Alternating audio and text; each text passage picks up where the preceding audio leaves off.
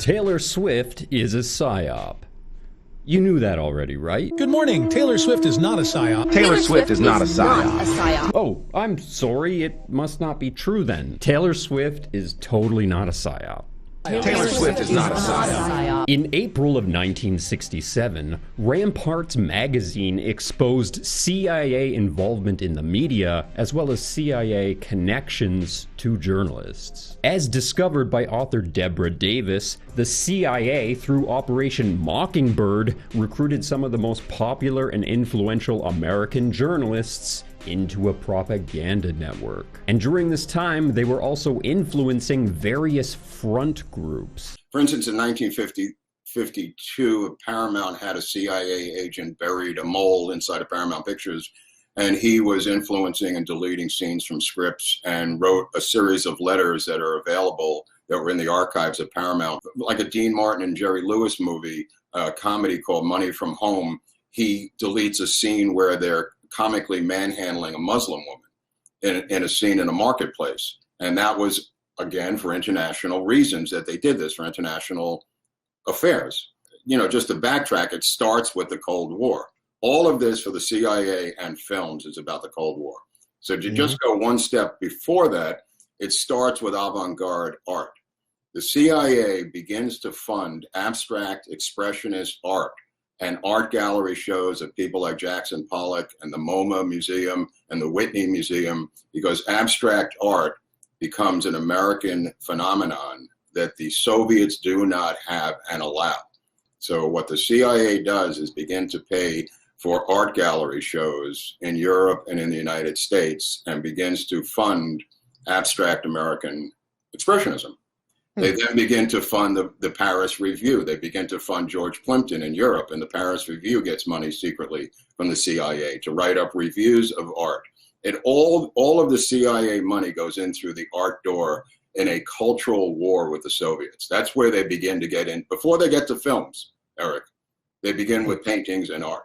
We would later discover that the CIA's involvement and influence over the media ran much deeper than we thought. Operation Mockingbird was initiated in the early 1950s with the original intent of combating communist propaganda by creating pro-American propaganda. But obviously since then, the CIA's game has become fully realized, as they now shape all Western media today to sell you a false reality and keep you in the Matrix. But that's the purpose of all media and entertainment today. All mainstream media, all mainstream entertainment today is designed as propaganda to either sell you a lie or to distract you from the truth. Everything. Even right down to your favorite pop singer. In fact, the biggest lie that they let out into the ether is that it's only Taylor Swift that's a psyop. No, it's all of them.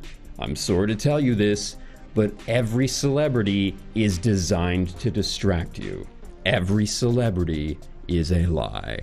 They're all in on it together. It's all completely fake. But Operation Mockingbird was very real. And just like MK Ultra, the CIA acknowledged it a very long time ago. This is all true. No matter how much you love Taylor Swift, the mainstream media and pop culture is a psychological weapon that's used against you. The reality of it is they come in through the back door of the art world, is what I'm getting at. And that's how they get to film. They take this book by George Orwell called Animal Farm, and using the British, two animators in England, they purchased the book, through a dummy company called Touchstone, which is important because Touchstone will later come into play as a sub. Disney. Right, and Disney is involved throughout the history of the CIA and throughout this period doing these things. This is not the same Touchstone yet, but the dummy corporation is called Touchstone. They buy the rights to the book from Orwell's widow, George Orwell's widow, and with those rights to the book, they hire the two top animators in England. They want to keep it away from America so nobody could see that we're doing it, but we're doing it.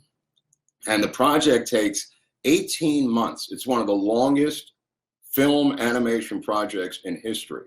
It's hand painted, hand designed. It's the equivalent of a $5 million project today. It cost $500,000 in those days. It's probably $5 to $7 million in today's money. The cost of the animated cartoon. It's actually very good too. Absolutely, absolutely, and they wanted that to be a anti-Stalinist document, and go after them with that, which was the first time they're ever involved in film. Now they fund the entire thing. They fund the entire operation from soup to nuts, and they get a lot of mileage out of that, but they quickly realize that they can't be in this business. It's too expensive. They can't, after the Animal Farm animation, they never fund an entire movie again. They realize this is too expensive. They need to simply get messages in and control individual messages and scenes. The idea that they can create whole Hollywood films from scratch is insane. I mean, right. I mean, how do you explain where the money came from? So they begin to use Paramount and Universal as conduits. Universal and Paramount are the two studios more closely linked to the intelligence world. And Universal contacted Alex Gibney and said, would you like to do a hatchet job on Julian Assange for $2 million? And Alex Gibney quickly signed the papers to make that film about Julian Assange. And it wasn't Universal's $2 million. This is money that's being funneled through the intelligence services. So, I mean, when you look at Assange, you look at Alex Gibney, like I discussed. His father was Frank Gibney. His father was a CIA media asset, talking to what you're mentioning before the show, Operation Mockingbird. His father, Frank Gibney, was an editor at the New York Times as well as Newsweek. After Animal Farm, they began to believe that they could simply plant messages into the movies themselves. And you say, well, what kind of messages do they plant? A lot of them are, like I said, like the Jerry Lewis thing, where they involve international relations, that they don't want to go bad. Do you guys remember that old 1960s American national anthem television sign-off? You know, the one that was exposed for being blatant propaganda filled with messages about loyalty to America. Our national anthem. Back in the 1960s, the American government subtly hid alternative text in the national anthem while transitioning to each new line of the lyric. While watching at regular speed, it's hard to see, but when you slow the video down, you'll notice messages like, "Trust the government," "Believe in government God," and "Rebellion is not tolerated." This is called subliminal messaging today. This is Tyler Durden's stuff. He explained this to you back in '99. So when the snooty cat and the courageous dog with the celebrity voices meet for the first time in Reel 3, that's when you'll catch a flash of Tyler's contribution to the film. Nobody knows that they saw it, but they did. This American national anthem video played every night for years before somebody noticed something was wrong. This is a perfect example of the kinds of things that the CIA was putting into the media during Operation Mockingbird. The United States government got caught putting subliminal messaging in their national anthem sign-off. People got angry about it. And now it's illegal to use that form of subliminal messaging in media. But that doesn't mean that the various agencies of the United States government haven't found sneakier, more nefarious ways to hide messaging in media. They've ramped up their game. They have so much more control now. They form a group. There's a group that's formed called Militant Liberty in 1954, and it's a propaganda campaign by the CIA to bring in Hollywood bigwigs into the loop, such as John Ford, John Wayne, Cecil B. DeMille. This is the first group of Hollywood bigwigs that are brought under the umbrella to make propaganda in American films. And it's called Militant Liberty. Ford, Wayne, DeMille, C.D. Jackson at Life magazine was running this thing. And they begin to make, more, jingoistic propaganda films. I mean, later on, he'll write a letter to LBJ, John Wayne, in 1968 and say, we have to combat these kids in the street. I want to make a film with your approval called The Green Berets. And that letter was sent to LBJ by John Wayne to get access to the Green Berets so he could make a movie, another propaganda movie like they had done 10 to 15 years before that. In 68, Wayne's like at the end of his career almost, But yet, sees the need to write to LBJ to make a movie, get access to the Green Berets, which becomes the movie The Green Berets. I'd never spent much time thinking about how much influence the CIA or other agencies had over the media. That is, until I made a video about the Hopkinsville Goblins and realized that the CIA had an agent working at the local radio station. In his book, Hynek said that he was setting up 12 satellite listening stations across the United States, and one of the electronic technicians, Bud Ledwith, who was setting up quartz clock cameras, just so happened to be a sound engineer at the local radio station during the Kelly Hopkinsville encounter. In fact, he was the first reporter on the scene, and he was even the one who drew the most famous sketches based on the family's testimony. What are the chances? Was Bud Ledwith a secret agent working at the local station? Was it common practice for the Air Force and CIA to set up agents and radio stations across America to keep their ear to the ground? I mean, think about it. In the 1950s, something crazy happens, who is the first one you call? The local radio station. And as I was putting some of that old material together, it clicked for me.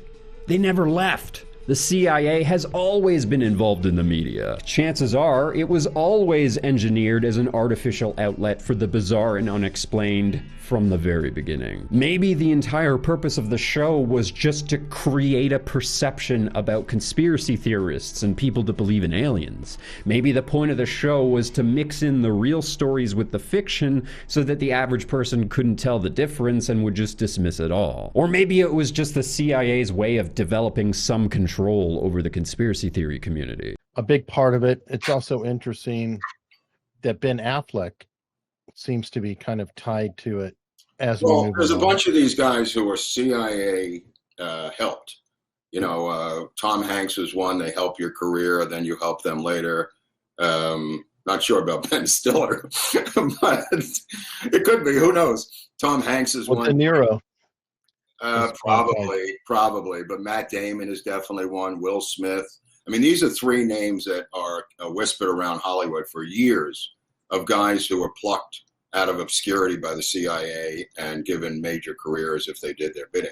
I mean, if you look at how many CIA-related films that Matt Damon has done, who says, you know, Howard Zinn was his mentor and teacher, and you know, he's supposedly this political person.